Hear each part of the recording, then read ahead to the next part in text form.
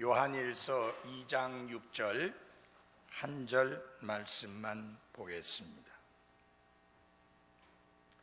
자기가 그분 안에 거한다고 말하는 자는 그분께서 걸은 것 같이 스스로 또한 그렇게 걸어야 할지니라.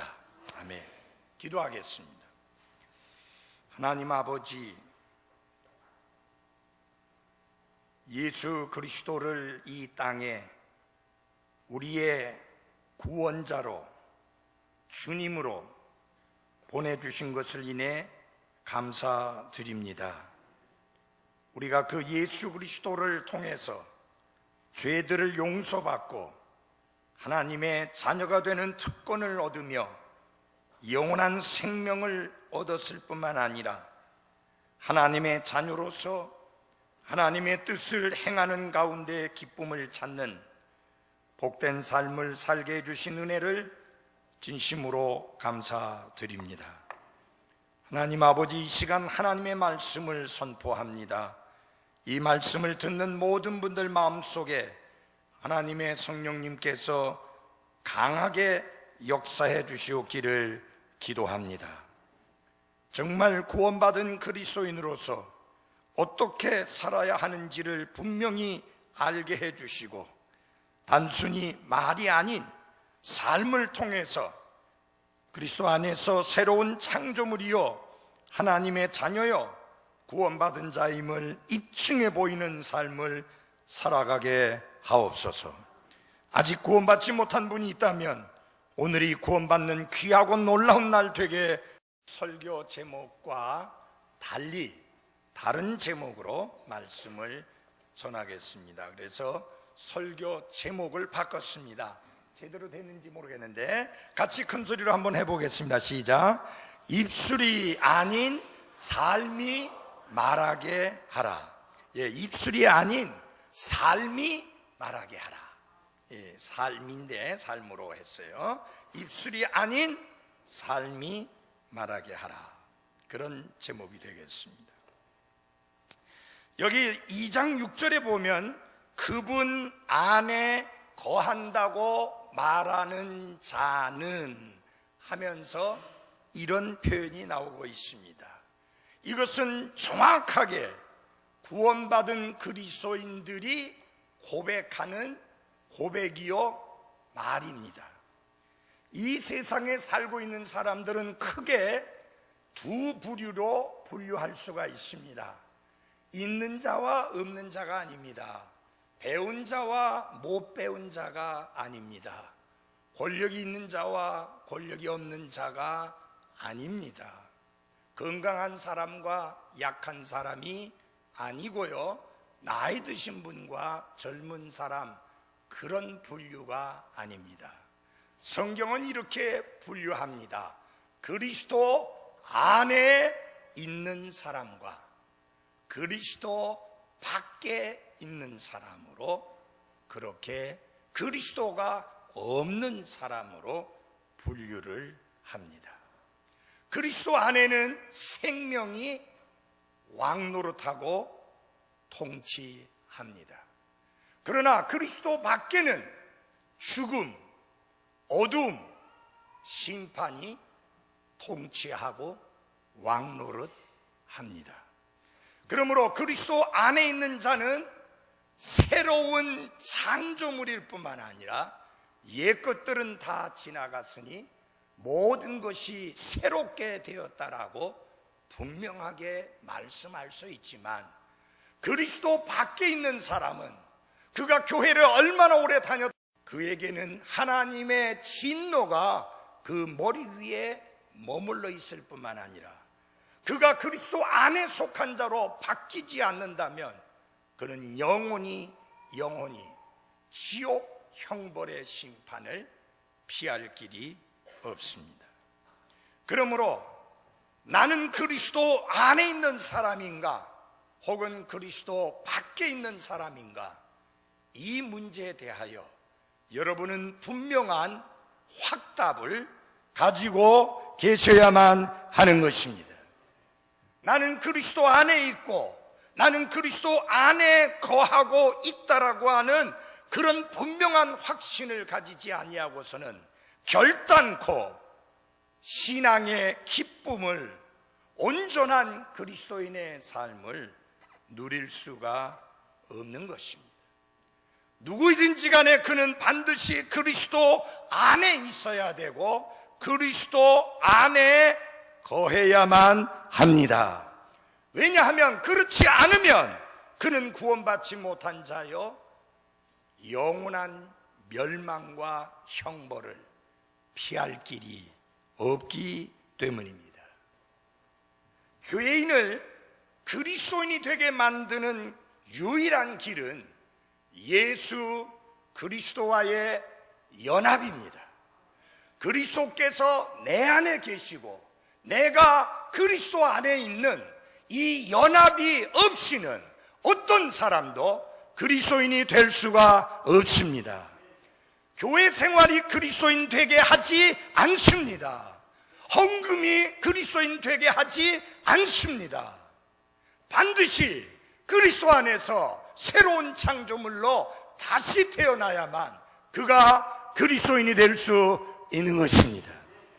그러므로 그리스도 안에서 새로 태어난 새로운 창조물 된 경험이 없다고 하면 그가 교회 생활을 얼마나 오래 했든지 간에 상관없이, 그가 성경을 얼마나 알고 있느냐에 상관없이, 그가 교회 안에서 구원받은 사람은 그리스도 안에 있고 그리스도 안에 거하며 뿐만 아니라 그리스도께서 그 사람 안에 계시며 그 사람 안에 거하고 있습니다. 그래서 마치 무엇과 같으냐? 포도나무가 포도나무 가지가 포도나무에 붙어 있듯이 구원받고 하는 것입니다. 그래서 그는 그리스도 안에 머물러 있을 뿐만 아니라 머리 대신 그리스도 예수님과 연합, 그리스도와의 연합, 하나됨은 영원히 지속되는 연합인 것입니다. 그래서 예수님은 하늘나라로 승천하시기 전에 이런 말씀을 남기셨습니다. 내가 세상의 끝까지 너희와 항상 함께 있으리라. 그렇게 말씀하셨습니다. 그렇기 때문에 그가 그리스도 안에 있는 사람이라면 그는 담대하게 이렇게 외칠 수 있습니다. 누가 우리를 그리스도의 사랑에서 떼어 놓으리요? 그 어떤 것도 그리스도의 사랑에서 우리를 떼어놓을 수가 없습니다. 그 어떤 것도 그리스도와의 연합에서 우리를 떼어놓을 수가 없는 것입니다. 그런데 여기 요한일서 2장 6절에 보면은 아주 중요한 말씀이 나옵니다. 2장 6절 우리 한 목소리 읽어볼까요? 같이 읽어보겠습니다. 시작. 자기가 그분 안에 거한다고 말하는 자는 그분께서 걸은 것 같이 스스로 또한 그렇게 걸어야 할지니 아니하고 그의 삶을 통해서 그것을 드러내어 삶이 내가 그리스도 안에 있는 자임을 말하게 하라고 분명히 말씀을 하고 있습니다. 다시 말하면 정말 그리스도 안에 있는 사람이 확실하다면 그의 삶을 통해서, 그의 생활을 통해서, 그의 말과 행실을 통해서 그것을 드러내야 한다. 그래서 뭐예요? 입술로만 말하지 말고 삶으로 말해야 하는 것입니다. 우리 중요한 말씀을 하나 찾아보겠습니다. 로마서 8장 1절입니다. 로마서 8장 1절입니다. 로마서 8장 1절.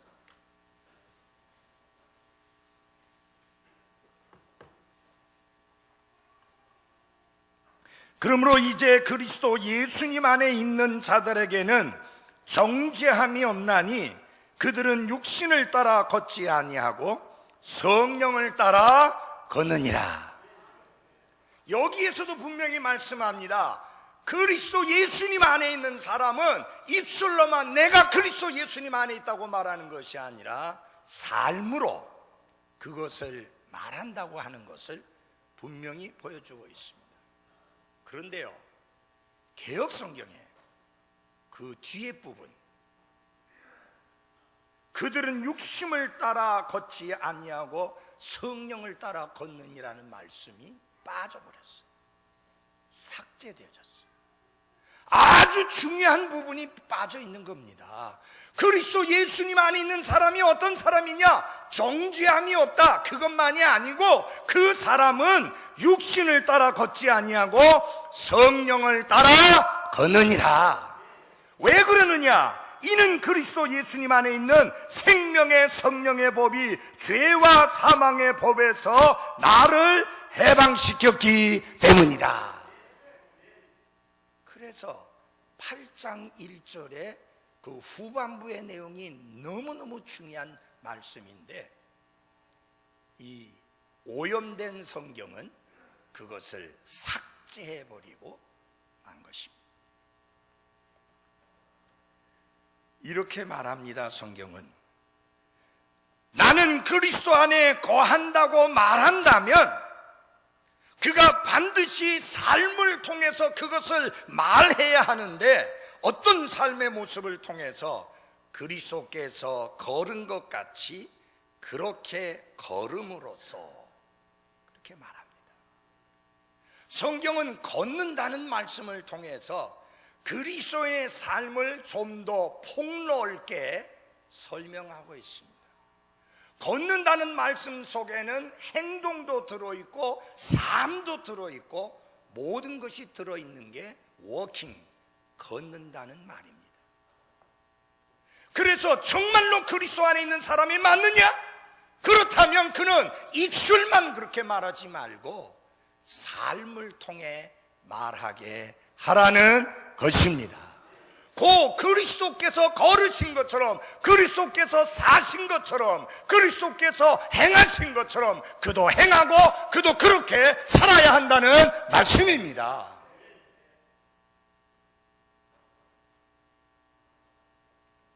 다시 말하면 그는 신실하게 그의 삶을 통해서, 그의 인격을 통해서, 그의 성품을 통해서 내가 그리스도 안에 있는 사람임을 입증해 보여야 한다라고 하는 그런 말씀입니다.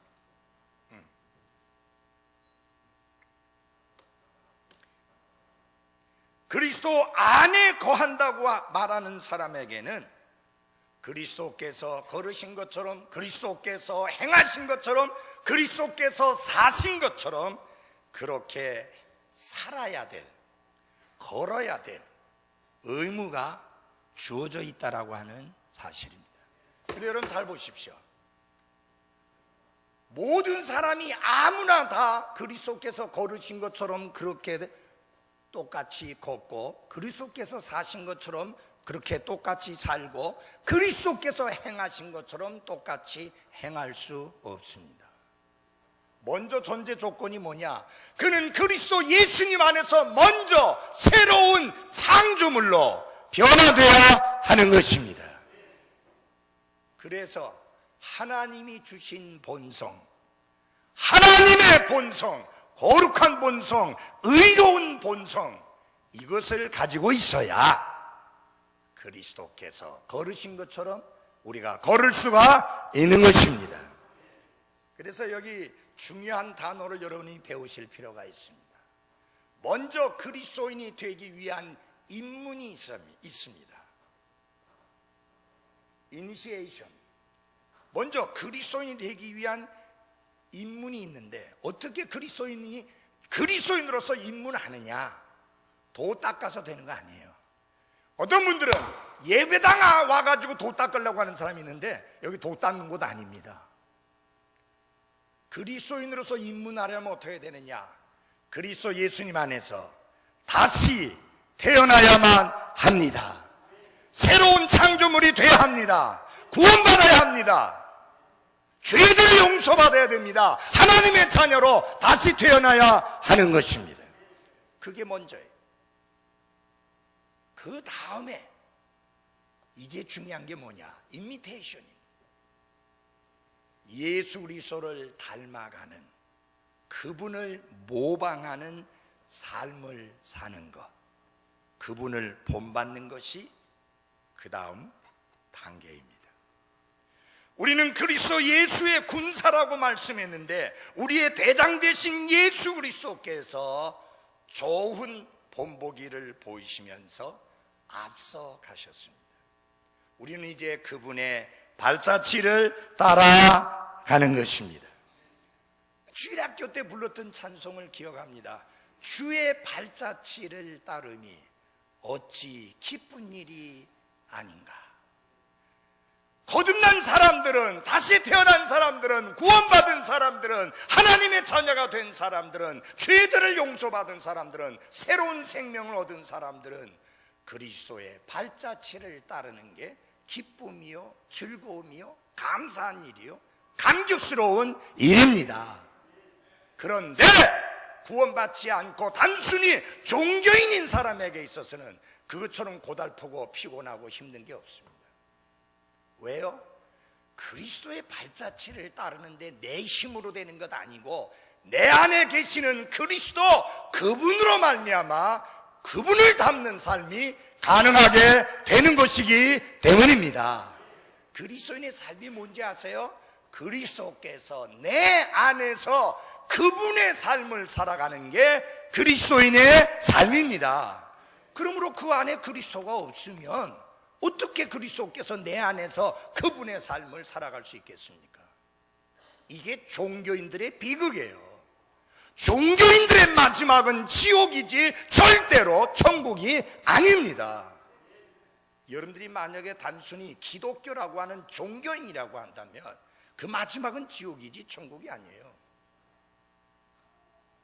누가 그리스도인이 됩니까? 다시 태어날만 합니다.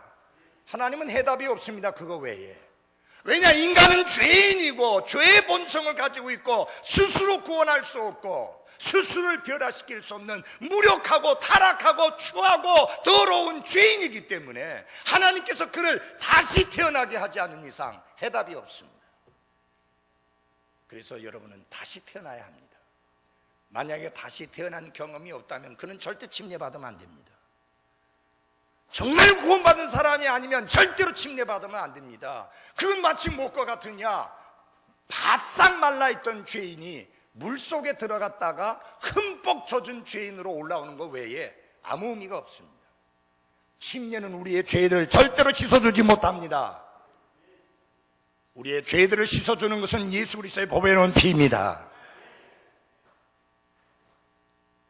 예수님께서 친히 우리의 본보기가 되어주시니 얼마나 감사한 일입니까? 그분이 나를 구원하시고 난 다음에 내가 기도할 때마다 모든 기도에 다 응답해 주시지 않는다 할지라도 우리에게는 영원을 두고 감사할 만한 감사가 있는데, 그것은 하나님께서 예수 그리스도를 통해서 나를 구원해 주신 은혜인 것입니다. 제가 다른 사람들하고 몇 사람하고 같이 이야기하는 중에 그런 이야기를 했습니다. 만약에 자식이 집을 사준다면 제가 볼 때 한 달 정도 기쁠 거예요. 그 다음에 자식이 정말 좋은 차를 사준다면 저희 자식이 앉아있지만 미안하지만 일주일 정도 기쁨이 있을 거예요. 근데 하나님이 우리를 구원해 주신 은혜는 하루 이틀 한두 주간이 아니고 1, 2년이 아니고 영원토록 감사하고 찬양할 만한 놀라운 은혜인 것입니다. 예수님이 나를 구원하신 이후에 내가 기도할 때마다 하나하나 다 들어주시고 내 필요를 다 채워주시고 그렇게 하지 아니하신다 할지라도 우리는 영혼을 두고 감사할 만한 충분한 이유가 있다고 하는 사실입니다. 그거 잊지 말아야 돼요. 그래서 우리는 늘 예수 그리스도의 보배로운 피를 찬양하고 해요. 우리를 대신해서 죽으시고 피 흘리신 하나님의 어린 양 예수 그리스도께서 찬양을 받으시기에 합당하시도다. 기대하지 마십시오. 그만큼 우리가 구원받은 은혜가 크고 놀라운 것입니다. 여기 어르신들 오늘 어버이날이라고 어제 자식들이 모시고 가서 이것저것 사주고 선물도 해주시고 하셨을 거예요. 안 한 사람은 좀 찔끔 한번 찔림도 좀 받고. 어저께 또 작은 아들이 애들 하나도 안 데리고 나와서 고마웠더라고요.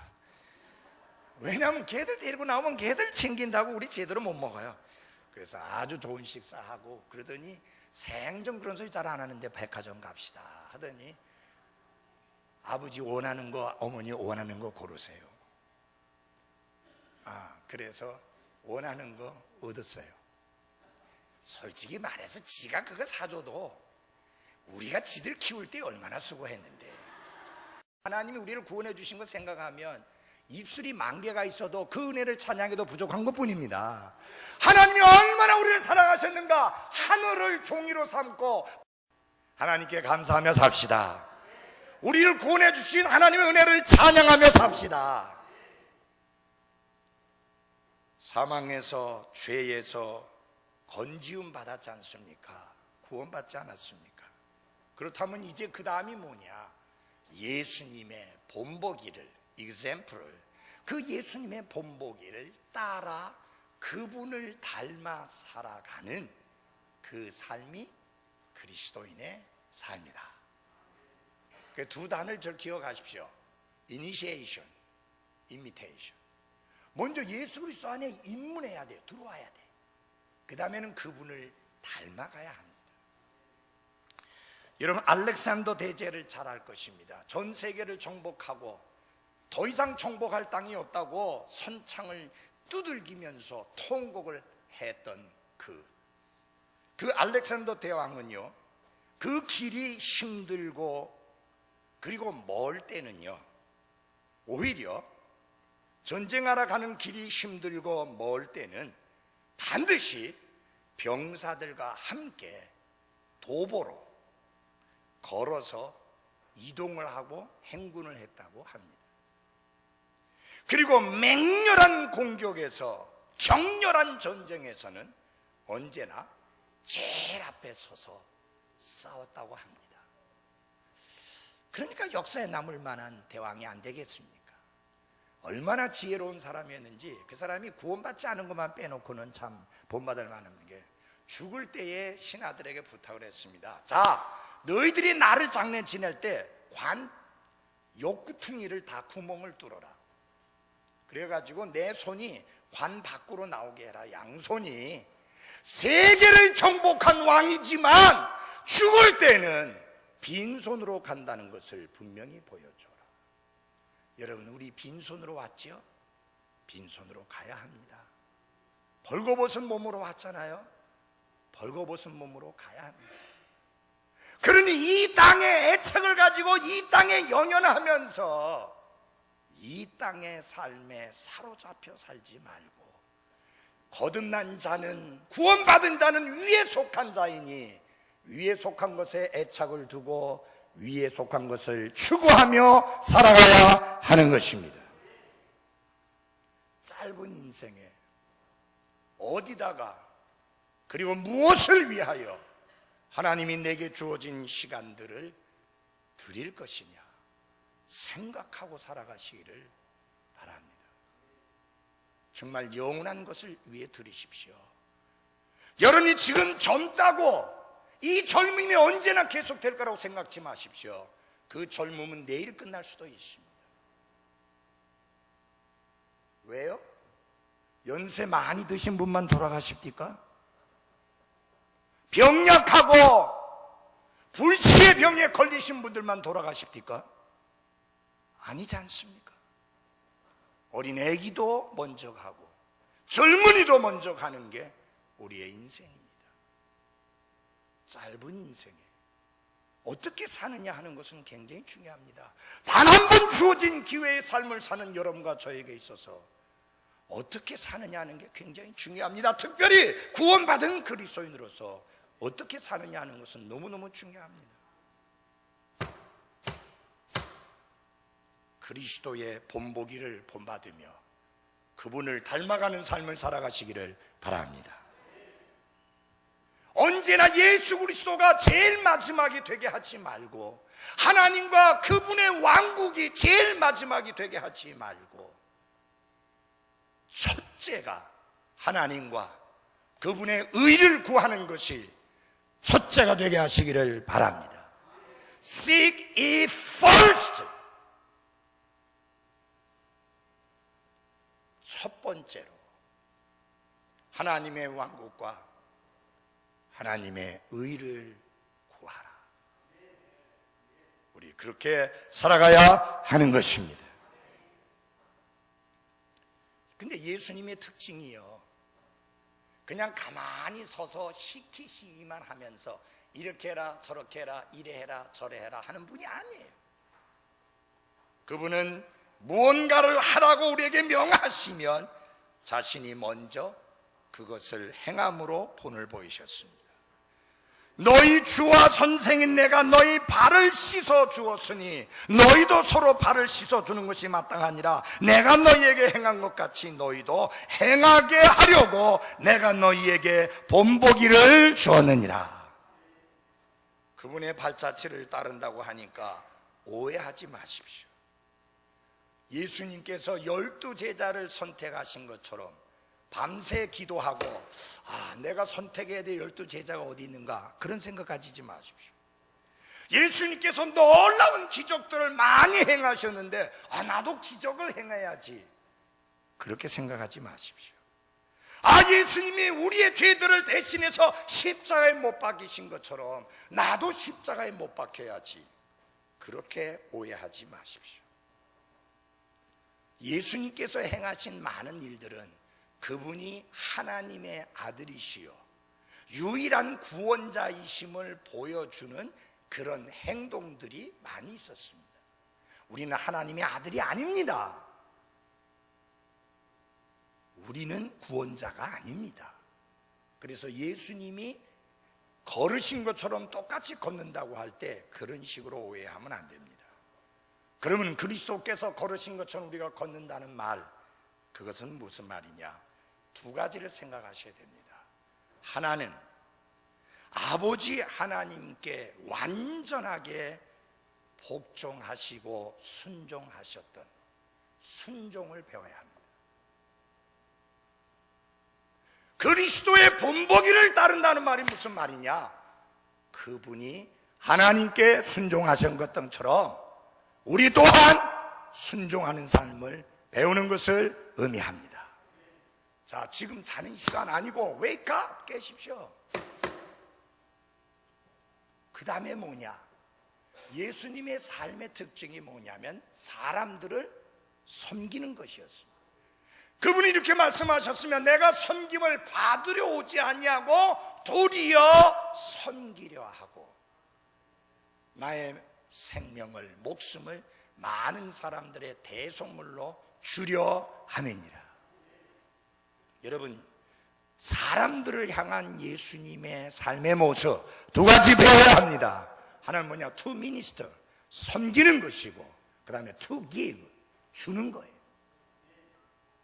우리가 그리스도의 본보기를 따르는 삶의 모습이 뭐냐? 첫째는 하나님께 철저하게 순종하는 것이요, 그 다음에 사람들에게는 섬기고 주는 삶을 살아가는 것입니다. 그걸 무슨 말이라고, 뭐라고 하느냐? 사랑이라고 이야기해요. 사랑은 주는 것이고 사랑은 섬기는 것입니다. 아무도 나를 사랑 안 해요. 여러분이 먼저 사랑해 보세요. 그럼 사랑받게 돼 있어요. 사랑은 요구하는 게 아니에요. 사랑은 주는 거예요. 그러면 그쪽에서도 우리에게로 사랑이 옵니다. 예수님이 언제 제자들에게 나를 사랑해라, 나를 사랑해라, 나를 사랑해라, 나 좀 사랑해줘, 그렇게 하시지 않았잖아요.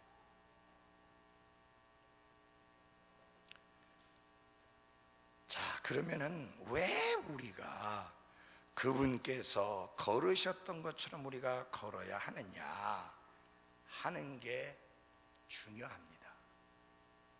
그것이 뭐냐?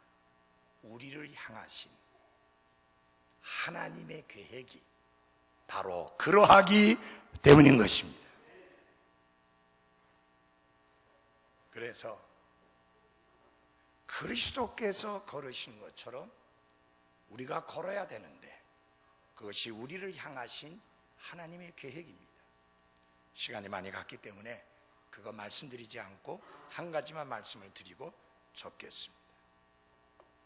그분 안에 거한다고 말한다면 그분께서 걸은 것 같이 스스로 또한 걸어야 할지니라고 했는데, 이것은 규칙에 따라 살아가는 삶을 말하는 게 아니라 본보기를 따라 살아가는 삶을 말하는 것인데, 다시 말하면 예수 그리스도의 제자로서의 삶을 살아가는 것을 의미합니다.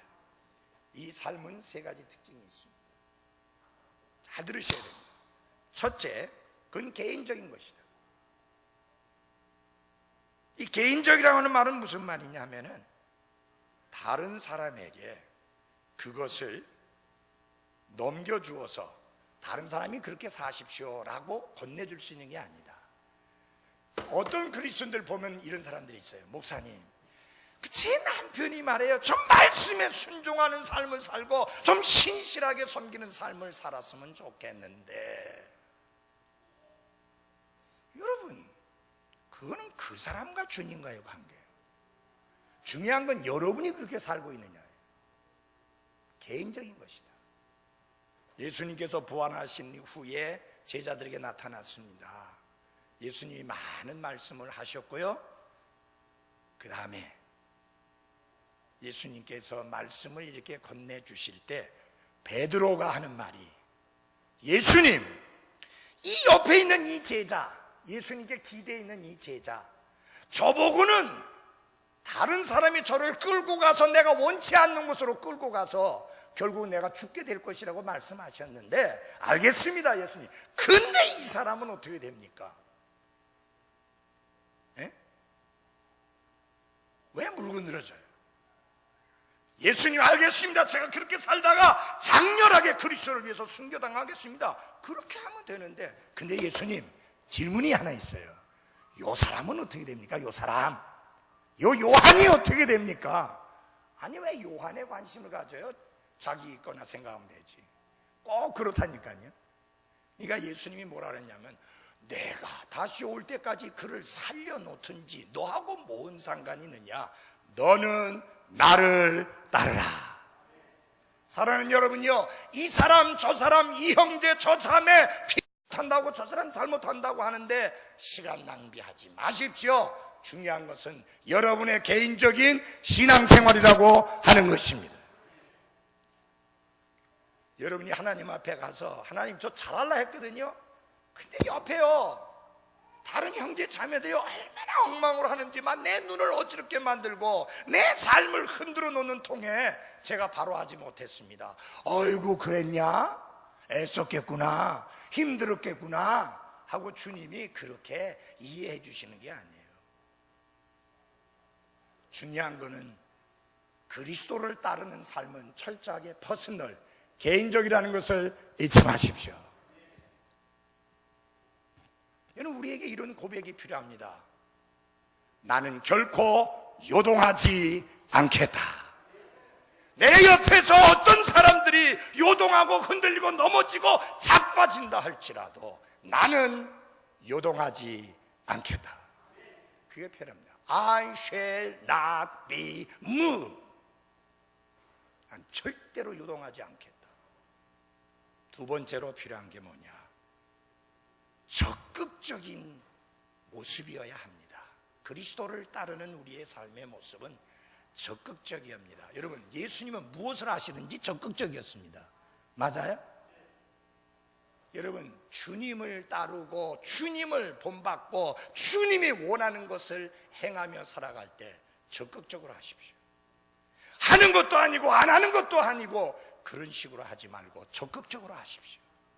교회 출석도 적극적으로 하십시오. 하나님께 드리는 것도 적극적으로 하십시오. 섬기는 것도 적극적으로 하십시오. 하는 것도 아니고 안 하는 것도 아닌 그런 식으로 살아가지 마십시오. 제자의 삶은 적극적이어야 합니다. 그리스도를 따르는 삶은 적극적이어야 합니다. 잊지 마십시오.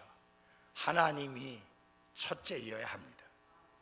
절대로 그분에게 둘째, 셋째 자리를 내드리지 마십시오. 마지막으로 그리스도를 닮아가는 삶의 모습은 희생적이어야 합니다.